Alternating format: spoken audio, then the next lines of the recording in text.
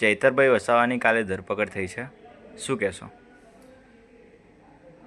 ભાજપ સરકાર ને ખબર પડી ગઈ છે કે પહેલા એક જ હતો, હવે બીજો આવ્યો, એટલે 182 ધારાસભ્યો ને ડિવાઈડ કરીએ ને અડધા અડધા કરીએ ને તો અમારા બે યોદ્ધા અમારા બે જ એમએલએ 182 ના ભારે પડે એવા ને, એટલે ચૈતર વસાવાના પહેલો ફોલ્ટમાં કેસે નાખી દઈએ, બરાબર, પછી બીજા ન લઈએ. એટલે આ ખોટી રીતે આક્ષેપો કરીને અને એવી ખોટી કલમો લગાડીને ચૈતર વસાવાને અંદર કરવાનું એક ભાજપ સરકારે ષડયંત્ર કરેલું છે. પણ હું ભાજપ સરકારનો ખૂબ આભારી છું. એના લીધે થઈને આખું ગુજરાતના યુવાધન જાગૃત થઈ ગયું. તમે કદાચ ડેડિયાપાડાની અંદર જોઈ શક્યા છો કે પૈસાથી કે બોલાઈને નથી લાયા પબ્લિક, સ્વયંભૂ પબ્લિક અને યુવાનો આગળ ઉતરી ગયા. એટલા માટે થઈને જ ચૈતર વસાવાને બરોડા લઈ જવામાં આવ્યા છે. ગોપાલભાઈ ઇટાલિયા જે ગણતરીના દિવસો પહેલાં જ ધારાસભ્ય થયા છે, જે કાલે એક એડવોકેટ તરીકે ત્યાં આવ્યા હતા, પણ એમને પણ ત્યાં રોકવામાં આવ્યા હતા, શું કહેશો? મેં તમને કીધું એમ કે 182 ધારાસભ્યો જે ભારે પડે છે આ 2 જ જણા, બરાબર. હવે એ પોલીસને રિક્વેસ્ટ કરે છે કે ભાઈ હું અત્યારે ધારાસભ્ય કે એના માટે નથી આવ્યો, હું એક એડવોકેટ તરીકે હું મારા ડ્રેસમાં છું. આવા એમના વિડીયો પણ વાયરલ થયેલા છે પોલીસ જોડે, પણ છતાંય પોલીસને ખબર છે કે ગોપાલ ઇટાલિયા કોણ છે, શું કરી શકે છે. એટલે ભાજપ સરકાર આ પોલીસને આગળ કરીને એમને અટકાવવામાં આવ્યા છે. જી, આપણે એમના પત્ની દ્વારા ગુજરાતભરના આપના કાર્યકર્તાઓને વડોદરા ખાતે આહ્વાન કર્યું છે, તો શું કહેશો? આહ્વાન કર્યું છે અમે સૌ ગુજરાતના તમામ કાર્યકર્તાઓ અને ગુજરાતના તમામ યુવા ક્રાંતિકારીઓ સમગ્ર બરોડા જેલ આંદોલન ભરવા માટે અમે જઈ રહ્યા છીએ અને ભરી દઈશું. તાકાત જોઈ લઈએ અમે પણ ભાજપ સરકારની કે એમનામાં કેટલો દમ છે, કેટલા દિવસ અમને બધાને જેલમાં રાખી શકે છે લડવા માટે. અને બીજું મારે એ કહેવું છે ભાજપ સરકારને કે જેમ ભગતસિંહ ને ફાંસી અંગ્રેજોએ આપી દીધેલી ને અને આખો દેશ જાગૃત થયો હતો ને, એમ હવે ચૈતર વસાવાને, ગોપાલ ઇટાલિયાને અને આમ આદમી પાર્ટીના એક એક કાર્યકર્તાને જેલમાં પુરાવો, જેથી કરી આખો ગુજરાત ફરી જાગૃત થશે ને 2027 ની અંદર ભાજપ સરકારના મૂળિયા ઉખેડી ના નાખે તો મારું નામ બદલી નાખજો. આમ આદમી પાર્ટીના કાર્યકર્તાઓને કેવું એવું છે કે ભાજપ ડરી ગઈ છે, શું કહેવામાં? હકીકત છે, ડરી ગઈ છે. એટલા માટે જ પોલીસને આગળ કરે છે, એટલા માટે જ કાવતરા કરે છે. જો સાચી સરકાર હોત તો આ કાવતરા કરવાની જરૂર ના પડે.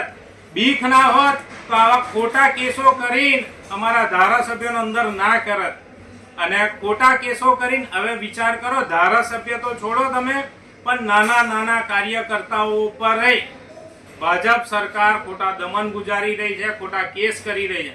અગર જો ભાજપ સરકારમાં એટલો જ દમ હોય તો અત્યારે હાલની અંદર દેશની અંદર એટલા બધા મુદ્દાઓ છે, એ મુદ્દાઓનું સોલ્યુશન લાવવા માટે એમની પાસે ટાઈમ નથી, પણ ખોટા કાવતરા કરીને જે દેશ માટે કામ કરી રહ્યા છે એમને ફસાવવા માટે એમની જોડે સમય છે. એટલે હું તમારા માધ્યમથી કહેવા માંગુ છું ગુજરાતની જનતાને કે આ સમય આવ્યો છે, આ સમય ચૂકશો નહીં. ચૈતર વસાવાને સપોર્ટ કરો અને આમ આદમી પાર્ટીના દરેક કાર્યકર્તાઓ જોડે રહી એક ક્રાંતિકારી વિચારધારણા લઈ આ દેશને બચાવો આ ભાજપ સરકારથી.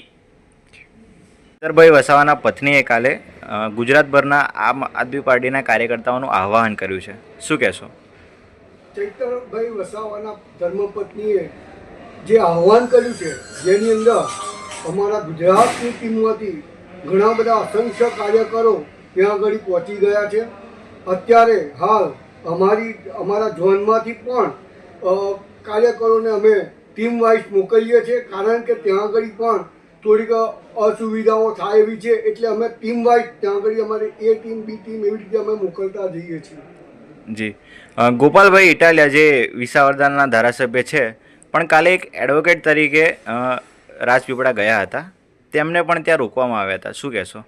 વિશ્વની એક એવી ઘટના છે કે જેની અંદર ધારાસભ્ય ખુદ ધારાસભ્યનો કેસ લડે છે. એ ઘટના કહેવાય કે જેને માટે ભાજપવાળાએ શરમથી ઝૂકી જવું જોઈએ, કારણ કે આ એક પ્રશ્ન એવો છે ચૈતરભાઈનો કે જે કેસ બનતો જ નથી. પહેલાં ધડાકે તો કોર્ટે એને નામંજૂર કરી દીધું રિમાન્ડ આપવાનું. દીપકભાઈ, ચૈતરભાઈ વસાવાની ગત રોજ ધરપકડ થઈ છે. ગોપાલભાઈ ઇટાલિયા ત્યાં એક વકીલ તરીકે પહોંચ્યા છે, પણ તેમને પણ ત્યાં રોકવામાં આવ્યા, શું કહેશો? જ્યારે ભાજપ ડરે છે ત્યારે પોલીસને આગળ કરે છે. ત્યાંથી હું મારી વાત ચાલુ કરું છું કે ચેતરભાઈની જે ધરપકડ થઈ છે, જે કેસ બનાવ્યો છે એ તદ્દન ખોટો છે. રહી ગોપાલ ઇટાલિયાજીની વાત, તો આ ભાજપે આપણને ગુંડાગર્દી બતાડી, ભ્રષ્ટાચાર બતાડ્યું, પણ ભાજપ સરકારની અંદર એક વસ્તુ સારી થઈ, આપણને એક વસ્તુ જોવા મળી છે કે એક ધારાસભ્ય બીજા ધારાસભ્યનો કેસ લડશે. અને હું પોતે લોનો સ્ટુડન્ટ હોવાના નાતે હું એવું કહેવા માંગીશ કે કોઈ વકીલને કોર્ટ રૂમમાં જતા અટકાવી શકે નહીં. કોઈ કાયદો એવો નથી કે જ્યાં પોલીસ એક વકીલને કોર્ટની અંદર જતા રોકી શકે. તો આ બધું ખાલી ભાજપ સરકારમાં જ થઈ શકે. એટલે આપણને દેખાઈ રહ્યું છે કે ભાજપ ડરી રહી છે. આગળ 2027નું ઇલેક્શન આવવાનું છે અને જેમાં આમ આદમી પાર્ટી એકલી જ એવી પાર્ટી છે કે જે ભાજપને ટક્કર આપી શકે છે. તો આ જે સમગ્ર ઘટના છે એનો હું તદ્દન વખોડી નાખું છું. સાથે સાથે જેટલા કાયદાના જાણકારો છે, વકીલ છે, એ લોકોને પણ આહવાન કરું છું કે આ જે ગુજરાતની અંદર ખોટું થઈ રહ્યું છે એનો વિરોધ કરે. સાથે યુવાઓને, સાથે જે શ્રમિકો છે, જે લોકો ભાજપનો જુલમ સહન કરી રહ્યા છે, તમામને હું આહવાન કરું છું કે આ ગુજરાતની અંદર જે બી ખોટું થઈ રહ્યું છે એનો વિરોધ કરે અને આમ આદમી પાર્ટીને સમર્થન કરે.